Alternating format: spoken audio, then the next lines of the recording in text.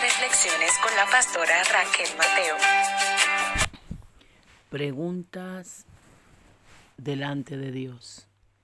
Mini reflexión 336. Dios bendiga. Hoy queremos hablar de lo que son las preguntas delante de Dios.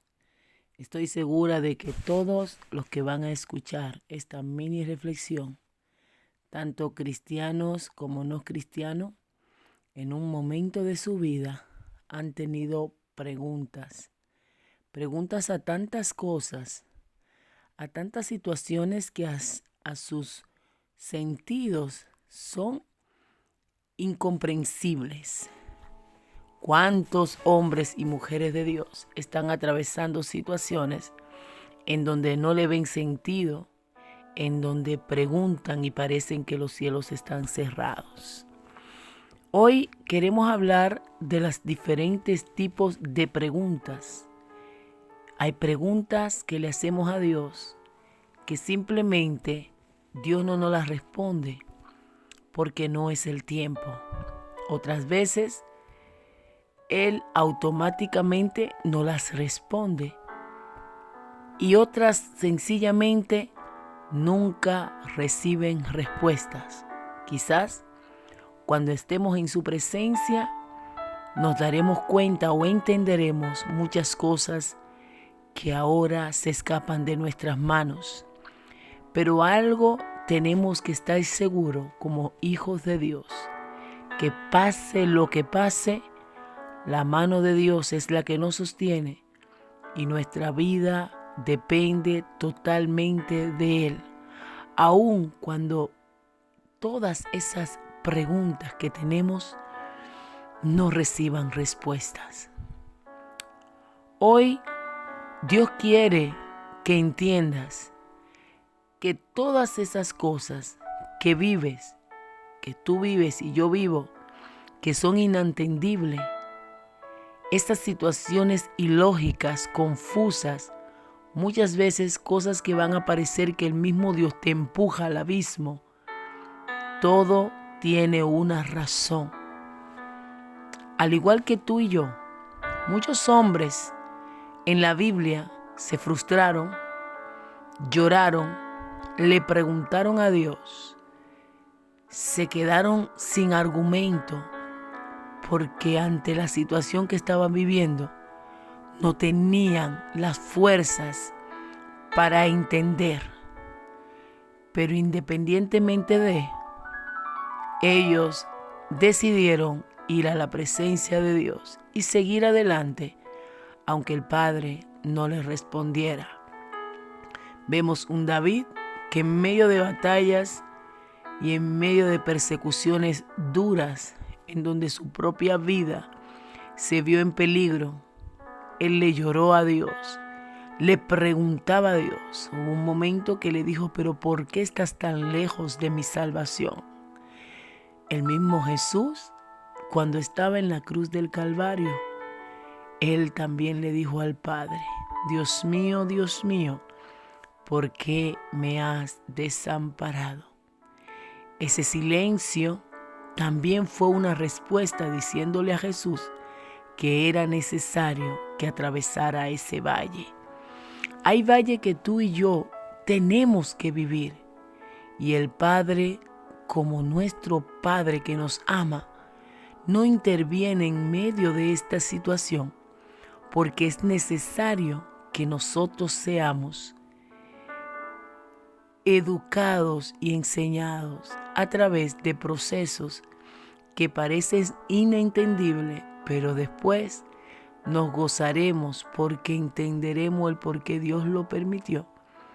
Y como les decía, hay otros que nunca en la vida lo vamos a saber hasta que al Padre le plazca, quizás en su presencia, decirnos por qué lo permitió. Pero hoy Dios quiere que tú entiendas que pases lo que pases, no importa lo que pases, siempre levante tus manos y reconozca que el cielo es que gobierna y que Dios tiene el control aún de las cosas que no tienen respuestas. Hay una historia que le pasó a uno de los salmistas en el libro de los Salmos 73, versículo 11 en adelante. Vamos a ver esa historia. Y dice de la siguiente manera. En el Salmo 73, en su versículo 11, y dicen, ¿cómo sabe Dios y hay conocimiento en el Altísimo? He aquí, estos impíos, sin ser turbados del mundo, alcanzaron riqueza. Verdaderamente en vano he limpiado mi corazón y lavado mis caminos en inocencia, pues he sido azotado todos los días, todo el día y castigado toda la mañana. Cuando pensé para saber esto, fue duro trabajo para mí, hasta que entrando en el santuario, comprendí el fin de ellos. Alabanza. El salmista estaba viviendo un proceso económico muy duro, en donde él dio todo por Dios, le fue fiel, le era fiel a Dios en todo, mas sin embargo estaba viviendo un proceso de escasez terrible. Pero lo más duro para él era que él veía que aquellos que no le eran fiel a Dios estaban viviendo una vida próspera, una vida estable, y él no podía entender. Y él le preguntaba a Dios, ¿cómo puede ser que estos que no te temen viven una vida tan tranquila?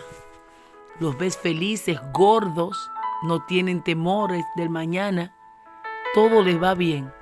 Y él decía, y yo que estoy haciendo tu voluntad, me encuentro en lo peor de la situación. Él lo pensó, lo meditó, lo preguntó y no le encontraba lógica. Pero me encanta que luego, en el versículo 16, él dice que cuando él pensó para saber esto fue duro trabajo porque él no podía entender. Pero me encanta el 17 también cuando dice, hasta que entrando en el santuario comprendí el fin de ellos. Tuvo él que pasar el proceso de entrar a la presencia de Dios, porque él estaba atravesando ese valle y era todo lo contrario. Él veía que mientras más él buscaba, todo iba peor. ¿Cuántas personas están buscando a Dios? Y ellos dicen, pero desde que yo me convertí, mientras más yo busco, más guerra tengo. Pero a través de esta historia, de esta lectura, Dios te quiere dar una enseñanza. El salmista decía que no valía la pena el buscar a Dios, porque él veía que lo que no servían a Dios le iba bien. Pero luego, cuando él entra a la profundidad de la intimidad con Dios, él comprendió el fin de ellos. ¿Cuál será el fin de aquellos que estén lejos de Dios? ¿Crees que lo importante es lo que tengas físicamente o económicamente? Es importante, pero no lo fundamental. Aquí lo verdaderamente importante es cómo esté tu alma delante de Dios. Este cuerpo perecerá, la economía perecerá, todo se quedará. Pero dice que el que hace la voluntad de Dios permanece para siempre. A veces vemos a esas personas adineradas y quisiéramos estar en el lugar de ellos. Pero déjame decirte, su vida es una vida de infelicidad. Aunque quieran lucir y decir que están bien, no.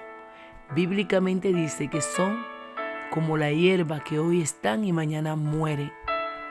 Siéntete feliz, que no importa lo que estés atravesando, sabes que tú eres el que va a permanecer para siempre, porque si haces la voluntad de Dios, permaneces para siempre. ¿Dónde irá tu alma? ¿Dónde irá mi alma? Eso es lo más importante. Por eso Dios no quiere que tú te midas con el que no lo tiene, porque el regalo más grande que tienes es a Dios en tu corazón. Dios quiere motivarte y hacerte entender que siempre valdrá la pena hacer su obra, que siempre valdrá la pena entregar tu vida a Él, que siempre valdrá la pena tenerlo a Él como primera prioridad, porque si haces todas estas cosas, vas a ver la victoria en tu vida y en tu generación. Recuerda, tendrás miles de preguntas. Llévala al altar de Dios. Las cosas que no entiendes en tu vida, en tu familia y en tu entorno, llévala al altar de Dios. Quizás recibas respuestas inmediatas. Quizás tendrás que esperar hasta terminar el proceso como le pasó a Job. O simplemente quizás nunca recibas respuestas. Pero no importa cualquiera de los 3 procedimientos que vivas, lo importante es de que hagas su voluntad. Adelante, todo lo que aman a Dios, lo que suceda le va a ayudar para bien, porque siempre te va a llamar o te va a llevar al cumplimiento de su propósito. Y luego te gozarás porque te darás cuenta que Dios tenía el control de todas las cosas. Amigo, quiero recordarte cuán importante eres para Dios. Solamente tienes que decirle: Señor Jesús, reconozco que soy pecador o pecadora. Inscribe mi nombre en el libro de la vida y no lo borres nunca. Si has hecho esta oración, parece simple, pero ahí determina tu vida. Hace la diferencia entre la vida y la muerte. Solo ríndele a tu corazón a Dios y busca un lugar donde congregarte.